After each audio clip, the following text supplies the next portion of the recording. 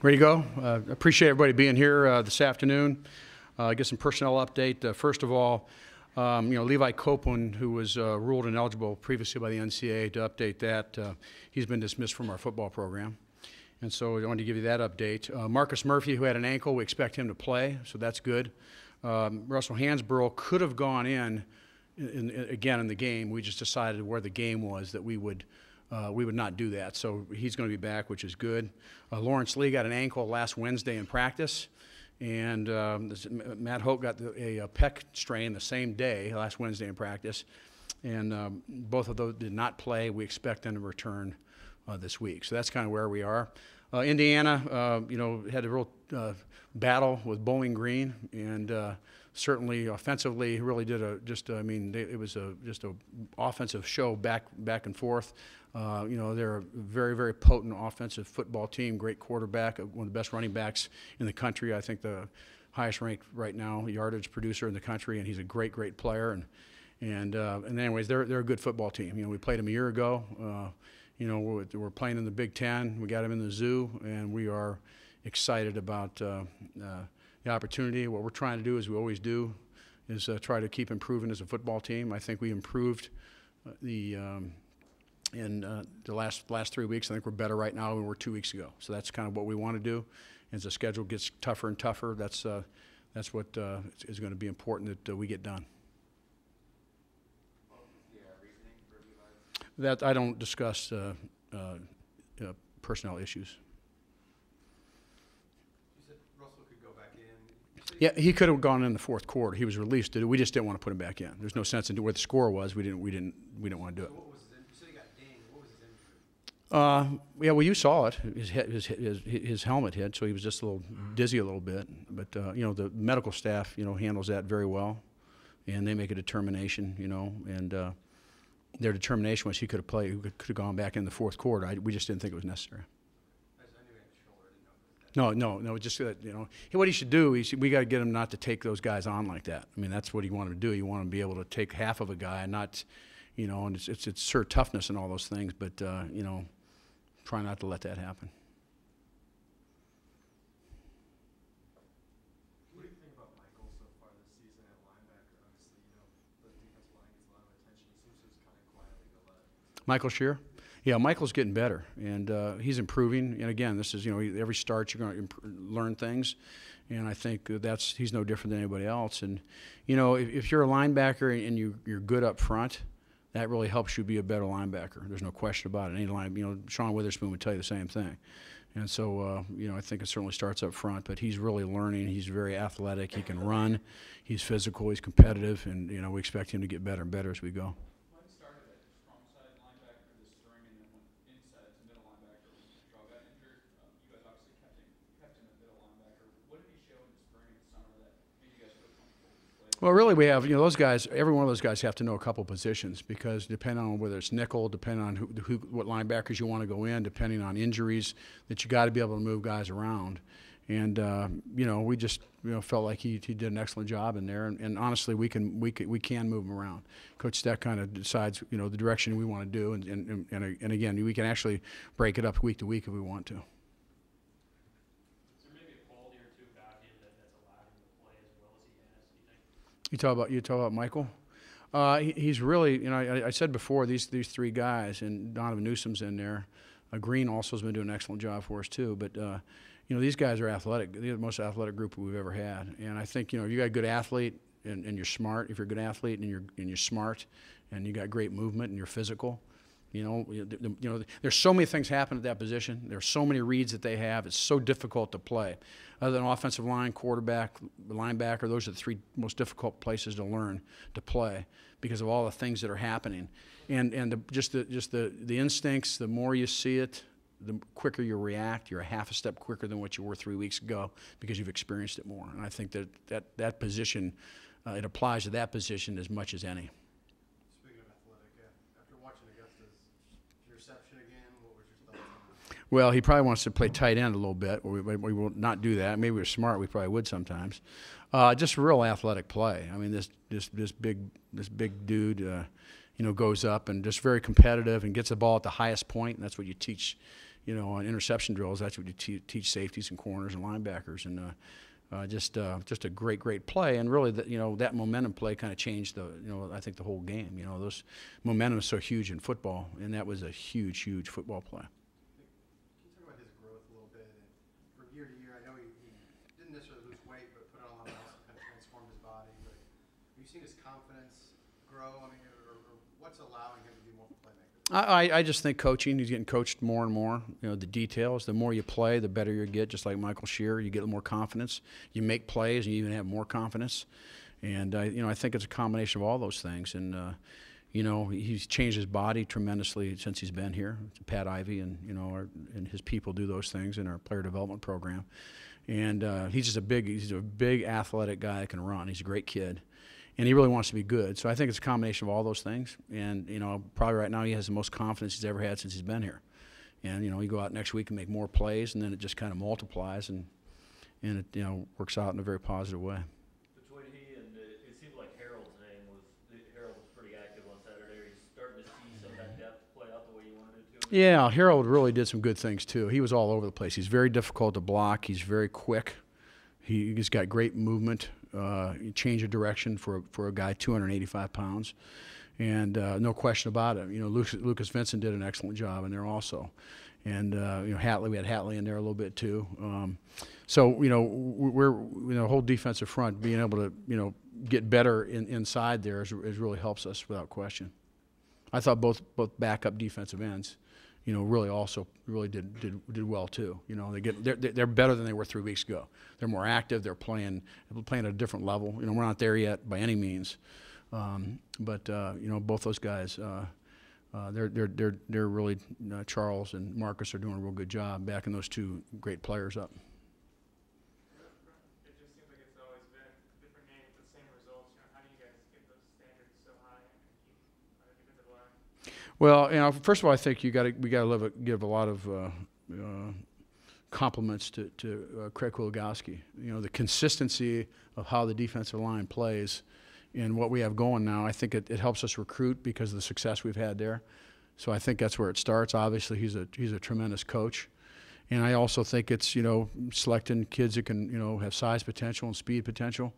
And then, development, Mizzou made, just developing these kids. And so I think it's a combination of all those things. And it's always good in this business if you got a good quarterback and you got somebody to get the other person's quarterback.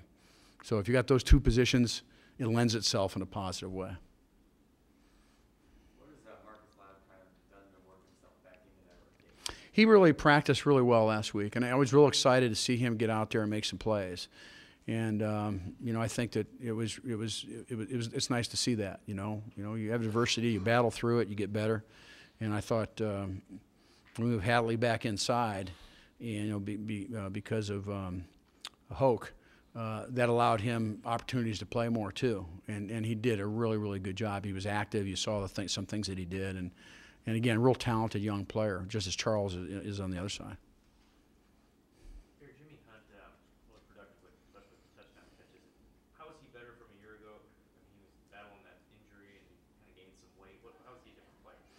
Well, I think he's, he's obviously a very good athlete. I think he's on the field a lot more now. He was injuries here and there a year ago, but on the field, I think he's got more confidence now. He's back-to-back games. He's all three of the games he's played really well, and it really doesn't surprise me because he's a very talented guy. And, for Darius also, Bud, having all three of those guys that played a lot last year, they're just, playing at a different level. And I think they can get a lot better, too. So, but Jimmy's really, running his routes well, and it's just nice to see him deliver. But he should be doing what he's doing. He's very capable. He seems to be really in sync with Maddie on those scramble drills. I mean, is that just a matter of repetition, or how do you... Well, we talk about how he's in sync with Matty on the scramble drills. Matty, it seems like he can find Jimmy Hunt in space and so on. I think what there's kind of scramble rules. When you scramble, your receivers all go to certain levels in the face of the quarterback, in the way that the quarterback's going and trying to find open space. So there's a little bit of design and a very an undesigned type play, but there's some method to the madness there a little bit, and I think Matty's just good at that. He's good at throwing on the run. He's good at and that way that one going to his left, throwing off balance and throwing that in. That's hard to make that throw. Not too many guys can do that. So I think it's a combination of a lot of things. I also think those guys get open because they know he'll find you. And we have the opportunity for a lot of big plays. And there's a lot of there's quarterbacks that have become great quarterbacks because they could extend plays and they could do things with their feet, and I think Matty's doing some of those things. Can you coach that, or can you coach that up, or is it just something Matty comes with? No, I think Matty's feet extending the play. That's just the way he is. He gets out of there. In fact, sometimes you want to stay in the pocket a little bit more, but you watch what you do with him. You don't say, well, I'm going to make him stay in there. You talk with him. Hey, you see how you could have stayed in there. See how you could have done that. But they also save, the possibility of sacks too. So there's kind of a give-take thing right there. But what you don't do is you don't try to change him. You don't try to, you stay in the pocket. Don't go out of the pocket. The last alternative. Coach Hill doesn't talk to him like that. He's got to get a feel. He's good when he gets in space, and we just got to corral it. And guys, he can get a lot better, ladies. He can get a lot better than this. I mean, he's got a huge upside, and that's good. There's a lot of little things he'll do. Being a young quarterback, a lot of little things he'll do as he sees the multiple defenses and all the different things that are people doing against him that are thrown at him. And they do more things on defense now than ever before, and this quarterback's got to have answers for all those things. And so he'll get better and better as the more experience he gets.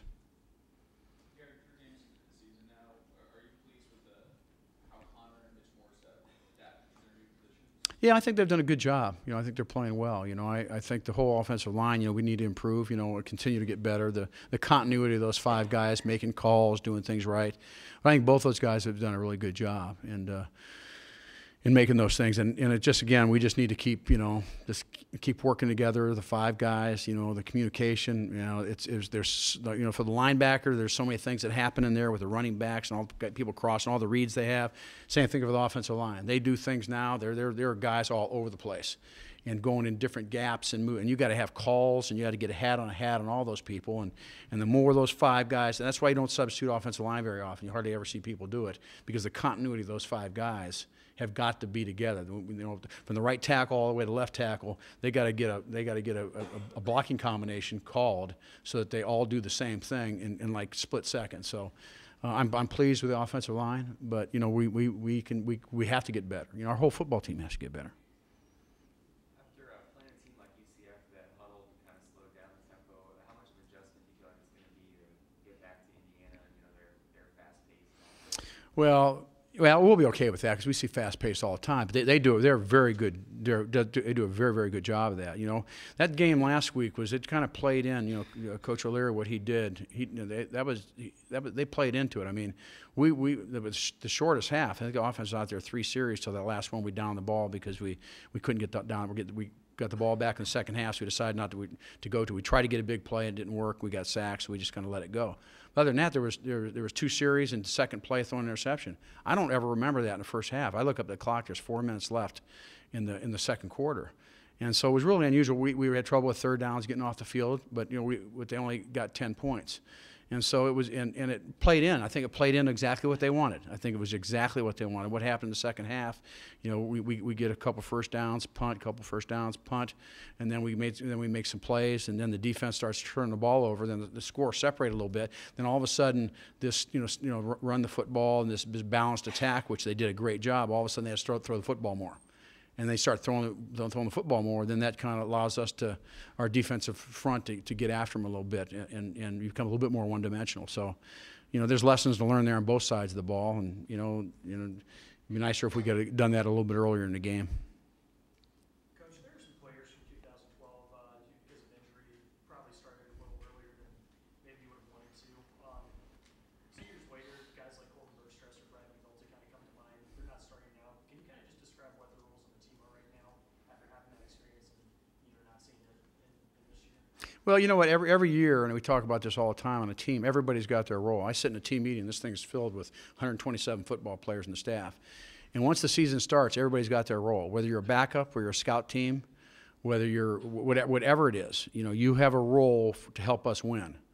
And we spend a lot of time talking to our team about that. And everybody has to understand their role. We make it very clear. And sometimes it changes during the season. A couple injuries take place, and all of a sudden you're a third-team guy. Well, now you're a second-team guy. Or you're a second-team guy. You're going to be a first team.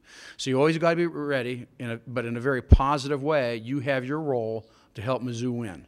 That's what you do. And everybody knows it. And we got great kids, and I think they understand that. It's not a norm on all teams. You get grumpy guys that don't have very good attitudes, and we just don't permit that around here. We can't have the team concept and be a great football team if it becomes about you as an individual. The team's bigger than everything else, and the great news is those two kids you're talking about and many others, they get that and they understand it. Talking about Singleton, he makes the big fumble return for the touchdown there late to kind of put the icing on the cake. But a transfer kid coming in and start the nickel and just Yeah, Jerron Singleton's doing a really good job. We had two fumbles on it. I think Hatley knocked the ball out once, and then their offensive line picked it up, and I think Josh Augusta knocked the ball out again. And then Singleton, he gets it and scoops it up and takes it to the distance. And we were playing a real high. We were really playing really tough and hard and competitive till the end. And I really like that about our football team, and take a lot of pride in that. But he's really playing well. He had a big hit on a play across the field, about midfield. I think it was in the fourth quarter too, about 25-yard line. And so he's doing a really good job. And we have him as nickel there. He's athletic. He's good at run support. We think he's also good in coverage. So, we're certainly pleased with his progress. Did he come as more of a corner or more of a safety? More of a safety, corner, both. We had to kind of decide the right spot for him. And instead of put him back on safety or put him at corner, we just thought ideally, let's, because we play so much nickel defense. Years ago, nickel was maybe in on third down only. Now sometimes we play 70% nickel in a game, just depending on the offenses we play. So we decided we're going to put him at nickel and have him learn that. And I think that in itself, I think he's really done a good job, and I think he's a very physical player, and I think he'll get better and better again the more he plays. Safe to say he's probably going to see the field a lot against Indiana with the offense there. It's probably. I've watched all the games. I haven't talked to our defense or offenses for our game planning yet, but I'll suggest that he'll be out there a lot. But they do a lot of different sets, a lot of different formation. And that's all game planning that was decided this week. When you have a junior who's going to get some draft buzz like Shane Ray has and probably will, do you want those kids to use that kind of as motivation, or just rather not think about that? It kind of clutters the mind a little bit. I think any player that thinks about himself in the draft and he's playing here, and let's say he's an underclassman, I don't care who it is, most likely they won't have their best year. When all the players that I've ever coached, you asked Michael Sam about last year, he'll say one of the reasons why he had his best year ever is he put the team in front of himself. And he did it for his football team. He didn't do it for Michael Sam. And there's several other players that have said that to me in the past. They were in my office talking to me. Coach, when I did this for the football team rather than for me trying to become a great player, then I played at a whole different level. And I think it's the same thing probably applies in the NFL. I think that's most important. And we don't look at that. We handle those things obviously later on in the year. We always just want to get guys to have a lot of information and make good decisions for themselves. This week being the last non-conference game of the season, what teams or what do you think you need to see from your team before you face off for conference games? Well, I think at the very end of the day, this non-conference schedule is real important. I've talked about that before, the importance of this, and this is our last one. I just want continued improvement. I talked to our players. If you read things about Michael Jordan, he got interviewed about a year ago. Along the years he's been playing, they asked him what's the best game he ever played in the NBA, and his response was, "I never played my best game." And honestly, that's the way the guy's wired. That's the way he is. I heard LeBron James say the other day, that I heard on the news, same thing. Those guys that want to be great, they've never, well, that's the greatest game. Well, I can do better. And you get a football team does the same thing. And I talked to my team about this. You know, every player's got to want to. If you're playing pretty good, guess what? You can play a lot better than you're playing. We can be a lot better offense. We can be a lot better defense, and we can. There's no question about it. So that's my job, seniors, leadership, to make sure we continuously. And I know it's redundant, and you get tired of me saying it, but you know, it's so important that you improve to get better. And those are two great athletes that kind of make a statement about, you know, I never played my best game. You know, I could have always done better, and that's why he was such a great player, and that certainly can, you know, lend itself motivationally to our football team. Coach, you mentioned not really remembering having such a few drives in the first half of the last game, and in the first game you kind of said the same thing. I think it was the second quarter you only had. That was one quarter. This was a half. Is there any, like, is that just coincidence? Is there any? Well, I think methodically, 3 downs to get a first down, 3 downs to get a first down. Again, they didn't score a lot of points. 3 downs, we got 3rd and 23. They complete it. You know, I think we should have intercepted it. Braylon misjudged it. You know, but they made a great throw at boundary. We didn't make the play. They did. We had another third. You know, we were having trouble getting off the field as 3rd downs, and you know, that's just the way it played out. But it was playing out, I think, their game plan wise, because they were running the ball. They were a short passing game. They were doing a great job, and it played out exactly like they wanted it to play out. And fortunately, we got things going in the second half and got it going a little bit. But I don't remember a half like that I've ever been a part of coaching. And again, a lot of times if you say, you know, you're going to have to be on the field those only, you know, 2 series basically, yeah, generally what happens is it's because, you know, they're going up and down the field scoring points against your defense. And, you know, we bent a little bit. We broke occasionally, but for the most part, we came back, made some adjustments, Coach Stack and the staff, and I think we came out and played a better second half. Got time for one more. What can you tell us about what you've seen from Indiana and how you guys are getting ready for them? Well, like I said before, they're a very potent offensive football team. You know, that fast-paced offense. Quarterback's playing at a high level. Got a great receiver, great running back. Running back's one of the best in the country. So you know, that's that. You know, defensively they play a 30 front, and they got a new defensive coordinator this year, and so you know, again, you know, we gotta study those, you know, study all those things and come up with a great game plan. But again, you know, and this is boringly redundant again. It's going to be more about how we play. I guarantee it's going to be how we play. And I'd say you're going to see some teams that run this very fast-paced offense again before the season is through. How useful is it for you to try to get ready for it now? Well, it's you know, we go against our defense a lot fast-paced too. So you understand we're going to see it a lot, and it's going to help us. But again, this isn't a warm-up game. This is a very significant game on our schedule. We're playing a Big Ten team that's very capable of beating us. So this is about, you know, finishing the non-conference schedule against a good football team in the Zoo. All right, Coach, thank you. Okay, thank you.